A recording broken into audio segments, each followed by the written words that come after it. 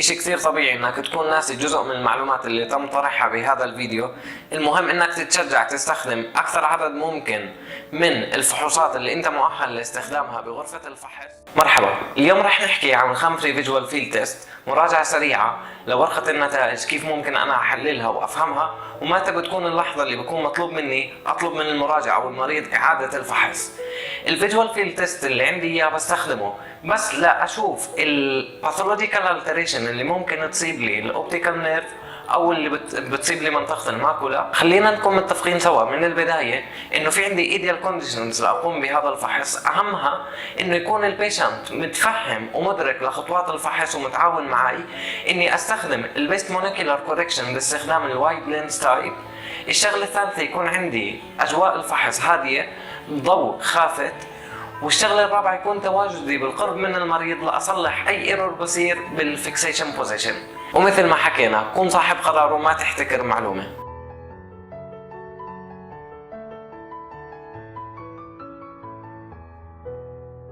إذا عملية الكامبيمتري اللي راح أقوم فيها هي عبارة عن عملية قياس المينيمم ثريشولد اوف بيرسبشن للضوء عند نقاط معينة على الشبكية. راح نشوف الالتريشنز اللي بتصير related to the optic nerve. في عندي strategies مختلفة راح يتم استخدامها بالفحص. غالبا إذا كانت عندي first visit المريض بيراجعني لأول مرة راح أستخدم السلو تايب strategy. إذا كان عندي الكيس follow up أو لاجلاكوما فأنا راح أستخدم الفاست وان. بدي أنتبه إذا كان عندي الفيجوال أكيوتي 0.3 معناته أنا بدي أكبر حجم الستيمولاس. أما إذا كان عندي الفيجوال أكيوتي أقل من 0.1 فأكيد أنا ما راح أقدر أستفيد من هذا النوع من فحص الفيجوال فيلد. خلينا نيجي نراجع بشكل سريع شو بتعني القيم الموجودة بورقة الفحص. الفالس بوزيتيف لما البيشنت بضله قبل ما يشوف الستيمولاس بيكبس الزر. إذا عندي النسبة تجاوزت أكثر من 20% بعرف إنه الفيجوال فيلد تيست اللي عندي إياه مش مقبول، فأنا مطلوب مني إني أعيد الفحص. يطلق عليهم اللقب هابي تريجر بيشنت. الفولس نيجاتيف لما يكون عندي البيشنت لنقطة معينة بيأشر لي بكبسة الزر إنه شاف الستيمولاي، ولما يعيد الجهاز للتأكيد ستيمولاس أكبر أو برايتر لنفس النقطة المريض ما راح يكون منتبه عليها. نفس الشيء إذا قيمتها تجاوزت أكثر من 20% فأنا عندي الفيجوال فيلد invalid. نيجي ناخذ الجراي ماب، هي أول خريطة بورقة الفحص أنا مطلوب مني إني أطلع عليها. الكالكوليشن راح يصير ل 76 نقطة مختلفة بناحية العتامة. فكل ما كان أنا عندي بهاي الماب اللون السكني غامق بعرف إنه أنا عندي سكوتوما والحالة راح تكون المرضية متقدمة. الستبس راح يكون عندي من ناحية البرايتنس تبعت الستيمولاي راح تكون عبارة عن 10 ديسيبل ستيب. فهاي الماب it's a map to stand on the stage of the disease. في عندي numerical map اللي هي الخريطة الرقمية it's a continuation to the gray map. راح يكون عندي minimum 10 points are evaluated 2 times. يعني any point measured with plus minus 5 decibels of our predicted value بالنسبة لعمر المريض فأنا راح أتم فحصها بشكل مكرر، والرقم راح يتم وضعه بين أقواس. وتذكروا إنه الماكسيمم نمبر اللي أنا راح أشوفه بالنوميريكال ماب راح يكون ما بين 30 ل 32 ديسيبلز. في عندي التوتال ديفرنشال ديفيشن ماب، هي عبارة عن numerical representations of the difference between the numerical map value and والقيمة المتوقعة according to the age of the patient. إذا كان أنا عندي negative values بعرف إنه القيمة هي أقل من المفروض تكون موجودة بعمر مريضنا. هاي الخريطة من خلالها أنا راح أشوف إذا كان عندي diffuse or focal reduction in the sensitivity of the patient. إحنا بنتمنى إنه تكون القيم الموجودة بهذه الخريطة عبارة عن أصفار، فهي الnormal predicted value. في عندي بعدين ال statistical map it's located below the total differential deviation map. هاي الماب بتعطيني predictions if the deviation amount is statistically significant. يعني بدي أتذكر إذا كان عندي عتامة أكثر راح يكون عندي احتمالية أكثر للتغيرات المرضية الحاصلة. الباترن ديفيشن ماب موجودة على يمين التوتال ديفرنشيال ديفيشن ماب، هي عبارة عن نفس الخريطة لكن بعد إزالة النويز. هي عبارة عن نفس الخريطة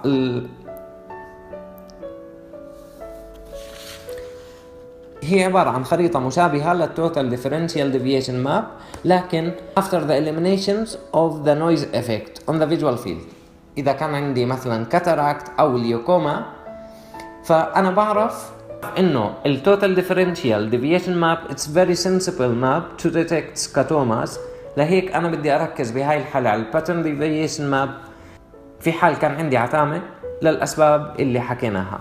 في عندي global indices مثل ال MD medium deviation، MSD medium standard deviation، GHD glaucoma hemifield test، PHD pattern hemifield glaucoma. فال MD بتحكي medium difference between the actual retinal sensitivity and the predicted sensitivity to his age. بهاي النسبة أنا النورمال يكون عندي 0. في حالة الكاتاراكت رح يكون عندي general reduction رح تتأثر هاي القيمة بشكل عالي.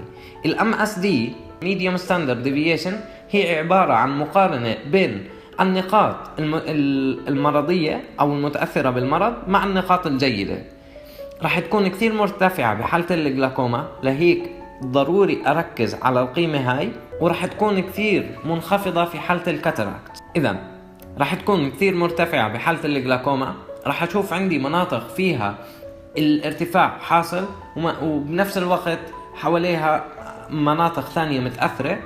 أما بحالة الكاتاراكت رح تكون عندي very low وكل النقاط تم فيهم الريدكشنز بشكل متساوي. الجي اتش تي الجلاكوما هيميفيلد تيست أو الباترن هيميفيلد جلاكوما evaluate pair of points by above below the horizontal line.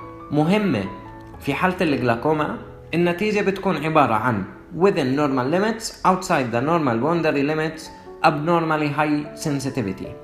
اتذكروا انه للستاتيك بيريمتري الاكسبلوريشن ستراتيجيز عبارة عن سوبرا ثريشولد ستراتيجي، ثريشولد ستراتيجي، 422، فاست باك ستراتيجي، سيتا ستراتيجي، سيتا ستاندرد، سيتا فاست. فأول وحدة السوبرا ثريشولد ستراتيجي عبارة عن فحص سريع جدا أقل من 5 دقائق، مهم بحالة الدياغنوسينج أو السكرينينج of ocular pathologies. راح تعطيني ديتيلز أقل. الستيمولاس راح يكون ما بين 4 ل6 ديسيبلز. أما الثريشولد ستراتيجي 4-2 ديسيبلز بسميها البراكتينج بروسيجر. إذن أنا بستخدم أول إشي الستيمولاس بحجم 4 ديسيبلز إذا كان قادر البيشنت إنه يشوف بحسب النقطة المختارة فوق الشبكية هذا الاستيمولاس، فرح يتم تقليله لل2 ديسيبلز لنفس النقطة لغاية ما أوصل لمرحلة إنه البيشنت بهاي النقطة ما عم بيعمل بيرسبشن للاستيمولاس. فأنا برجع مرة ثانية بزيد السنسيتيفيتي بنفس النقطة. الممتاز بهذا النوع من الاستراتيجي it has great reality true values but long time. هاي مشكلته. الفاست باك استراتيجي هدفه الأساسي إني أنا أقلل وقت الفحص من خلال تقليل السنسيتيفيتي ل 3 ديسيبلز. السيتا استراتيجي، سيتا ستاندرد والسيتا فاست ما رح يهموني بحالة تشخيص الجلاكوما. ضروري أكون فاهم شو معنى الاستيمولاس 3 in size.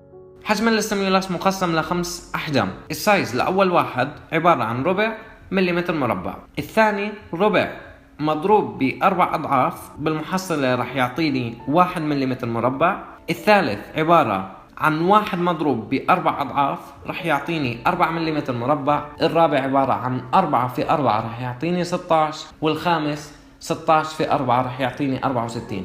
أنا اللي بلفتني هنا أكثر إنه كل ما زدت من قيمة الرقم تبع السايز اوف ستيمولاس بعرف إنه أنا رح يغطي لي مساحة أكبر. الديوريشن تبع الستيمولاس رح يتم إسقاطه على الشبكية بفترة زمنية بين 0.1 ل 0.2 ثانية. الامبليتيود للفيجوال فيلد اللي بيتم فحصه رح يكون مقسم ل3 أقسام، إما عبارة عن 30 درجة سنترالي أو 20 درجة سنترالي أو 10 درجات سنترالي. 30 درجة سنترالي from the point of fixation رح يكون عبارة عن 76 نقطة بيتم التشخيص عليها. أما 20 درجة سنترالي from the point of fixation فهو بيكون عبارة عن 54 نقطة بيتم تشخيصها، اللي بيكون عبارة عن 10 درجات centrally from the point of fixation عبارة عن 68 نقطة راح يتم تشخيصها. لما يكون عندي الامبليتيود اوف فيجوال فيلد evaluated على سبيل المثال 30، بعديها انحط لي إشارة الشحطة وبعديها إجا رقم 2. فإذا أنا شفت الرقم عبارة عن 30 شحطة 2 أو 20 شحطة 2 أو 10 شحطة 2، فالمقصود فيها إنه تم التشخيص على هاي النقاط above below the horizontal line and right left to the vertical line. أما إذا كان عبارة عن 30 شحطة 1 وهكذا، راح يكون عبارة عن النقاط اللي تم فحصها هي exactly located in the horizontal or vertical boundaries of the visual field. الفرق بيناتهم بين 30 شحطة 2 و 30 شحطة 1 إنه بالنوع الأول راح يكون عندي minimum 4 points of evaluation near the foveal area. لهيك أنا بفضل أستخدم هذا النوع من الاستراتيجي في تشخيصنا بالعيادة. تلقائي الجهاز راح يتبع برنامج معين ماكولر بروجرام إذا البيشنت ما كان عنده المقدرة يشوف لي الاستيمولس بحجم أكبر من 15 decibels of sensibility. راح يكون مشابه للاستراتيجي 10 شحطة 2، يعني 68 نقطة راح يتم تشخيصها، لكن بهاي الحالة راح أستخدم 16 نقطة centrally بدل الأربعة. الهوريزونتال لاين الجهاز بيتم تحديده من بداية الفحص من خلال إسقاط نقاط على شكل ماسة، اللي إحنا رح نحكي عن المريض ركز على الضوء اللي بتشوفه.